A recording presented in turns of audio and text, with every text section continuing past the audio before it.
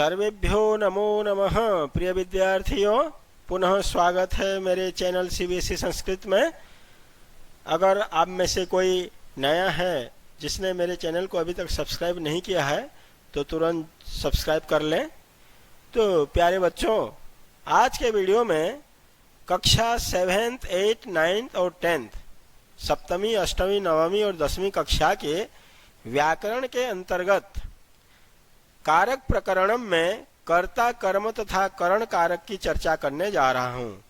तो आइए देखते हैं कारक प्रकरणम। कारक प्रकरण को जानने से पहले प्रश्न आता है कि कारक किसे कहते हैं। प्रश्न है कारक किसे कहते हैं।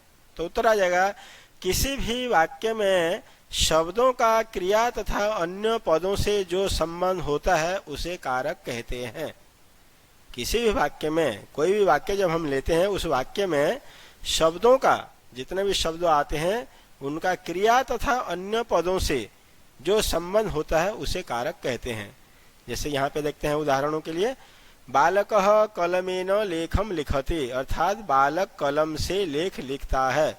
यहाँ बालक है शब्द, कलम शब्द है, लेख शब्द है, लिखता है क्रियापद है। तो ये जितने भी शब्द हैं इन शब्दों का एक दूसरे के साथ तथा क्रियापद के साथ क्या संबंध है, यही कारक कहलाता है। दूसरा उदाहरण, राजा रथ से वन जाता है। राजा रथ से वन जाता है, तो इसको हम जब संस्कृत में बनाएंगे, राजा रथेन वनम गच्छति। जैसे यहाँ पे राजा है, रथ से कारक चिन्ह आ रहा है, वन जाता है अर्थात वन को जाता है, तो यहाँ पे द्वितीय विभक्ति का कारक चिन्ह है, कर्म कारक को। तो इसमें हर शब्द के साथ कोई ना कोई कारक का चिन्ह लगा हुआ रहता है। अब तीसरा सेंटेंस को देखते हैं, छात्राः विद्यालये पठन्ति। छात्र विद्यालय में पढ़ते हैं। पढ़ने का काम कौन कर रहे हैं? छात्र कर रहे हैं।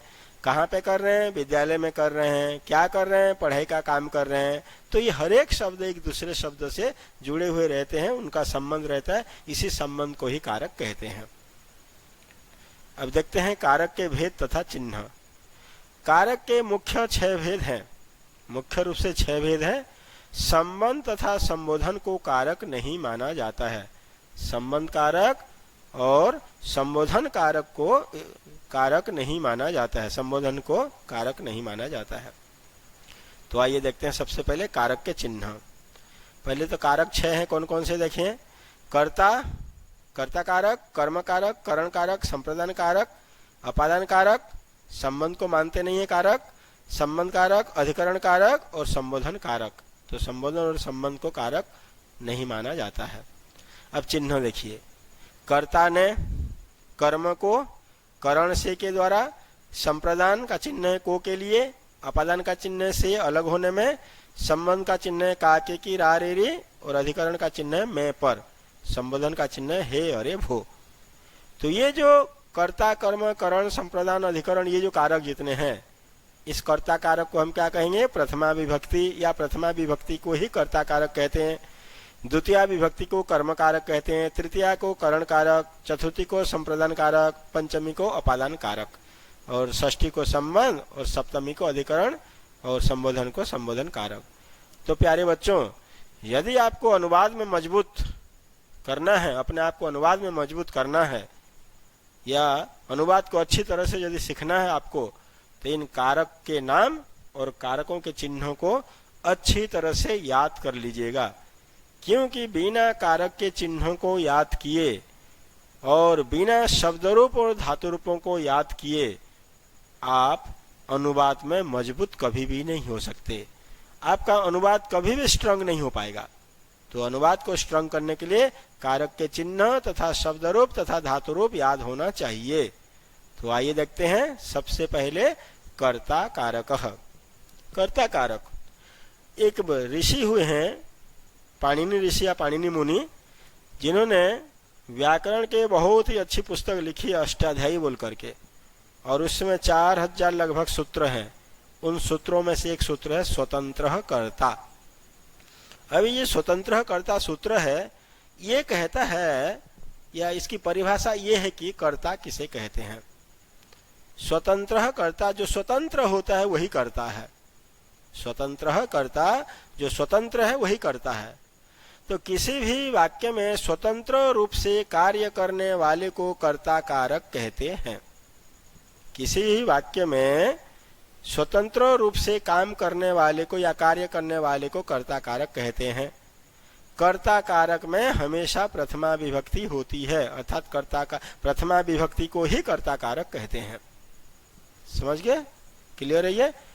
कोई भी वाक्य है उसमें जो काम को करने वाला है, स्वतंत्र रूप से जो कार्य को कर रहा है, वही कर्ता है। और कर्ता कारक मतलब प्रथमा विभक्ति, याद रखना हमेशा, कर्ता कारक मतलब प्रथमा विभक्ति। बाकी द्वितीय तृतीया चतुर्थी पंचमी इनको कर्ता नहीं कहेंगे, उनको क्या कहेंगे? द्वितीया को कर्म कहेंगे, तृतीया को करण कहेंगे, चतुर्थी को संप्रदान कहेंगे। तो यहाँ केवल प्रथमा विभक्ति ही कर्ता कारक। तो पहला उदाहरण देखते हैं, बालकः पठति। बालकः पठति, बालक पढ़ रहा है। तो यहाँ पे पढ़ने का काम करने में स्वतंत्र कौन है? बालक है। तो बालक पढ़ रहा है तो पढ़ने का काम कर रहा है, स्वतंत्र है, इसीलिए इस बालक शब्द में प्रथमा विभक्ति लग गई बालकः, और उसी के अनुसार हो जाएगा क्रिया पठति एकवचन, क्योंकि कर्ता एक वचन है तो क्रिया एक वचन। अगर यहाँ देता दो बालक पढ़ रहे हैं तब बालक का द्विवचन हो जाएगा बालकौ, प्रथमा विभक्ति द्विवचन बालकौ, और क्रिया बदल जाएगी पठतः। दो बालक पढ़ रहे हैं तो बालकौ पठतः। और दे देता बालकाः पठन्ति, बहुत सारे बालक पढ़ रहे हैं, तब हो जाएगा बहु बालकाः पठन्ति, बहुत सारे बच्चे पढ़ रहे हैं। देखते हैं द्वितीय उदाहरण, मयूरः नृत्यति, मोर नाच रहा है। मयूरः नृत्यति, मोर नाच रहा है। यहाँ नाचने का काम करने में मोर स्वतंत्र है, तो ये मोर क्या है? ये कर्ता कारक। मोर में कौन सा कारक है? कर्ता कारक है। कर्ता कारक मतलब प्रथमा विभक्ति। तो मयूर का जब हम रूप चलाएंगे तो उसका रूप चलता है मयूरः मयूरो मयूराः। एक मोर है इसीलिए हो जाएगा मयूरः नृत्यति, मोर नाच रहा है। तीसरा उदाहरण, कुक्कुरः धावति, कुत्ता दौड़ रहा है। कुक्कुरः धावति, दौड़ने में कुत्ता स्वतंत्र है, अपनी इच्छा से दौड़ रहा है, अपने काम को करने में स्वतंत्र है, किसी प्रकार का कोई रुकावट नहीं है। तो कुक्कुरः धावति, कुत्ता दौड़ रहा है, एक कुत्ता दौड़ रहा है। दो कुत्ते दौड़ रहे होते तो कुक्कुरौ धावतः, क्रिया भी द्विवचन हो जाएगा और कर्ता भी द्विवचन हो जाएगा। ठीक है, चलिए आगे चौथा उदाहरण देखते हैं, अहम पठामि, मैं पढ़ता हूँ। कोई व्यक्ति बोल रहा है, कोई भी आदमी बोल रहा है कि मैं पढ़ता हूँ, या कोई भी बच्चा बोल रहा है मैं पढ़ रहा हूँ, तो मैं हो जाएगा उत्तम पुरुष एक वचन, इसीलिए इसके साथ उत्तम पुरुष एक वचन क्रिया पठामि। ध्यान रखना बच्चों, पुरुष तीन होते हैं, प्रथम मध्यम और उत्तम। तो प्रथम पुरुष तो अनगिनत है, कोई भी शब्द रूप का प्रथमा विभक्ति प्रथम पुरुष कर्ता कहलाएगा, सिर्फ अस्मत् और युष्मत् को छोड़ करके। अस्मत् का अहम आवाम वयम उत्तम पुरुष और युष्मत् का त्वम युवाम युयम मध्यम पुरुष। अब देखते हैं पांचवा उदाहरण, छात्रो लिखतः, दो छात्र लिख रहे हैं। छात्रों मतलब दो छात्र, लिखतः लिख रहे हैं, तो लिखने का काम कर रहे हैं, इसीलिए छात्र हो जाएगा आपका कर्ता कारक, दो छात्र है।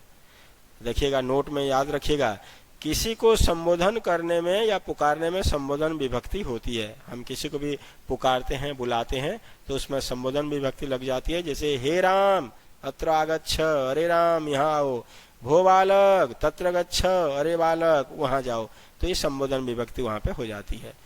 अब देखते हैं बच्चों कर्म कारक। तो ये जो इससे पहले मैंने जो कर्ता कारक बताया, आप किसी भी शब्द रूप का प्रथमा विभक्ति लेकर के दुनिया भर के सेंटेंस बना लेंगे। रामः पठति, रामः गच्छति, रामः चलति, रामः खादति। अब देखते हैं ये कर्म कारक। कर्म कारक के लिए पाणिनि मुनि ने सूत्र बनाया, कर्तुरीप्सिततमं कर्म। कर्तुरीप्सिततमं कर्म अर्थात कर्ता जिसको बहुत अधिक चाहता है उसे कर्म कहते हैं। कर्ता नाउन, जिसको अधिक चाहता है, सबसे अधिक चाहता है, जिस कार्य को करना चाहता है उसी को कर्म कहते हैं। कर्म में हमेशा द्वितीय विभक्ति होती है। कर्म में, कर्म कारक में हमेशा द्वितीय विभक्ति होती है। आइए उदाहरण को देखते हैं। बालकः फलं खादति, बालकः बालक, फलम खादति बालक फल खा रहा है। अब ये जो बालक है ये कर्ता है, क्या है? ये कर्ता है, क्योंकि खाने का काम करना चाह रहा है, तो बालक, और क्या करना चाह रहे हैं, फल को खाना चाह रहे हैं। तो कर्ता जिसको अधिक चाहता है तो फल को चाह रहा है, तो फल में है कर्म, फल है कर्म, मतलब ये फल में द्वितीय विभक्ति लगी है। जब ये नपुंसक लिंग है, इसका रूप चलाएंगे तो फलम फले फलानी, फलम फले फलानी, तो द्वितीय विभक्ति एक वचन है, इसको प्रथमा मत समझना। तो बालक फलम खादती, बालक फल खा रहा है, तो बालक में कर्ता कारक है और फलम में कर्म कारक है। दूसरा उदाहरण देखते हैं। बालिका पुस्तकम पठती, बालिका लड़की पुस्तकम पुस्तक पढ़ रही है, अर्थात पुस्तक को पढ़ रही है। यहाँ भले ही कारक का चिन्ह नहीं आ रहा है, फिर भी हमको पता है, क्योंकि वो क्या करना चाह रही है लड़की ने, पुस्तक को पढ़ना चाह रही है। जिस काम को करना चाहता है कर्ता, उसी को कर्म कहते हैं। तो यहाँ पे पुस्तक कर्म है, तो पुस्तक शब्द में हम कर्म द्वितीय विभक्ति लगाएंगे, क्योंकि कर्म कारक में हमेशा द्वितीय विभक्ति होती है और नपुंसक लिंग है ये, तो पुस्तकम पुस्तके पुस्तकानि, पुस्तकम पुस्तके पुस्तक, द्वितीय विभक्ति का एक वचन है। तो बालिका पुस्तकम पठती, लड़की किताब पढ़ रही है या पुस्तक पढ़ रही है। तीसरा उदाहरण देखते हैं। बालिका जलम पीवती, बालिका लड़की जलम पीवती, पानी पी रही है, लड़की पानी पी रही है। क्या करना चाहती है लड़की ने, पानी को पीना चाहती है, पीना चाह रही है। तो बालिका हो जाएगा कर्ता, प्रथमा व्यक्ति है, कर्ता कारक, और जलम जो है ये कर्म कारक है, और पीवती क्रियापद है। और पीवती क्रिया हमेशा किसके अनुसार होती है, क्रिया नहीं कर्ता के अनुसार। एक बालिका इसीलिए हो जाएगा पीवती। तो बालिका जलम पीवती, लड़की पानी पी रही है। चौथा उदाहरण देखते हैं। छात्रौ गुरुम नमतः, छात्रौ दो छात्र, द्विवचन है, दो छात्र है इसलिए द्विवचन। छात्रौ गुरुम नमतः, गुरु को प्रणाम कर रहे हैं, गुरु को, ये को जो है ये आपका कर्म कारक का चिन्ह है, कर्ता ने कर्म को। तो जहां पे जिस शब्द के बाद कारक का चिन्ह आता है उसी शब्द में वही कारक लगाना होता है। जैसे गुरु शब्द र में उ की मात्रा है, तो इस उ का जो उकारांत शब्द बन गया, तो जब उकारांत शब्द बन गया तो इसका रूप भानु या साधु की तरफ भी आप चला सकते हैं। भानु भानु भानवः भानुम, गुरु गुरु गुरवः गुरुम, तो द्वितीय विभक्ति है, इसीलिए यहाँ पे हो गया कर्म कारक। गुरु को चिन्ह है, कर्म कारक का चिन्ह है, इसीलिए गुरु शब्द में द्वितीय विभक्ति। दो छात्र गुरु को प्रणाम कर रहे हैं। अब देखते हैं बच्चों करण कारक। साधकतमम करणम, साधकतमम करणम, पाणिनि ने सूत्र बना दिया, साधकतमम करणम, अर्थात ये जो सूत्र है इसी का ये पूरा मीनिंग है।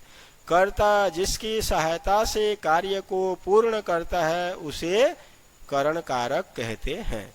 अर्थात जो साधन है, साधकतम मतलब साधन, हम जिसकी सहायता से या जिस किसी की सहायता से कार्य को पूर्ण करते हैं उसी को करण कहते हैं। कोई बच्चा पेन से लिखता है तो उसका लिखने का काम पेन के बिना पूरा नहीं होगा। कोई घोड़े से जा रहा है तो घोड़े के बिना उसका काम पूरा नहीं होगा। राजा हाथी से जा रहा है तो हाथी के बिना उसका काम पूरा नहीं होगा। तो जो साधन के रूप में काम आ जाता है किसी कार्य को पूरा करने में उसी को करण कहते हैं। और करण कारक में तृतीया विभक्ति होती है, हमेशा करण कारक में तृतीया विभक्ति होती है, याद रखना बच्चों। कर्ता कारक में प्रथमा विभक्ति, कर्म कारक में द्वितीया विभक्ति और करण कारक में तृतीया विभक्ति होती है। चलिए उदाहरणों को देखते हैं।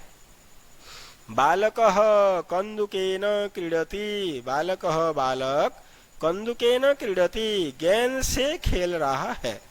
बालक गेंद से खेल रहा है, तो यहाँ गेंद से, ये जो से है ये आपका करण कारक का चिन्ह है। कर्ता ने कर्म को करण से, वैसे भी साधन है, इसका खेलने का काम, बालक के खेलने का काम गेंद के बिना पूरा ही नहीं होगा। तो गेंद क्या है, यहाँ पे साधन है, और साधन ही क्या है, करण है। तो कंदुकेन, इसमें मूल शब्द कंदुक है। कंदुक का जब रूप चलाएंगे तृतीया विभक्ति में चलेगा, कंदुकम कंदुके कंदुकानि, कंदुकम कंदुके कंदुकानि, कंदुकेन, तृतीया एक वचन। बालक गेंद से खेल रहा है, एक गेंद से खेल रहा है इसलिए कंदुकेन किया हमने। अगर कई सारे गेंद इसके पास होते तो बालकः कंदुकेह क्रीडति, दो गेंद होते तो कंदुकाभ्याम क्रीडति, बालकः कंदुकाभ्याम क्रीडति।